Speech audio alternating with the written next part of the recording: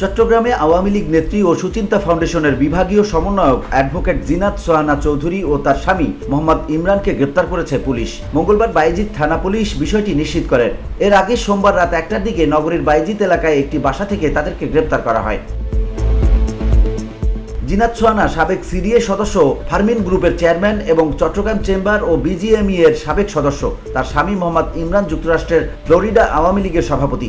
জিনাত সোহানা মসজিদে ঢুকে জঙ্গি বিরোধী প্রচারণা চালিয়েছিলেন। বায়েজিদ থানার সেকেন্ড অফিসার নুরুল ইসলাম জানান, জিনাত সোহানা গত বছরের 4 ডিসেম্বর চট্টগ্রাম আদালত চত্বরে পুলিশের সঙ্গে চিন্ময় কৃষ্ণ ব্রহ্মচারীর অনুসারীদের সংঘর্ষের ঘটনায় করা কোতোয়ালি থানা মামলায় এজাহারভুক্ত আসামি।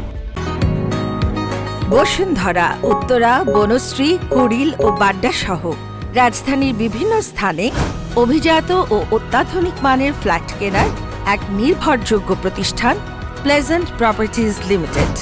তাই আপনার স্বপ্নের আবাসনের জন্য আজই যোগাযোগ করুন। Pleasant properties limited, where destiny matches eventually. ওই মামলায় ছাত্রলীগ, যুবলীগ, স্বেচ্ছাসেবক লীগ, আওয়ামী লীগ ও ইসকনের 29 জন নেতার নাম রয়েছে। আরও 40 থেকে 50 জন অজ্ঞাতনামাকেও আসামি করা হয়েছে। সোমবার রাতে বায়েজিদ এলাকায় একটি বাসা থেকে স্বামীসহ তাকে গ্রেপ্তারের পর কোতোয়ালি থানায় হস্তান্তর প্রক্রিয়া চলছে। VOD Bangla news desk.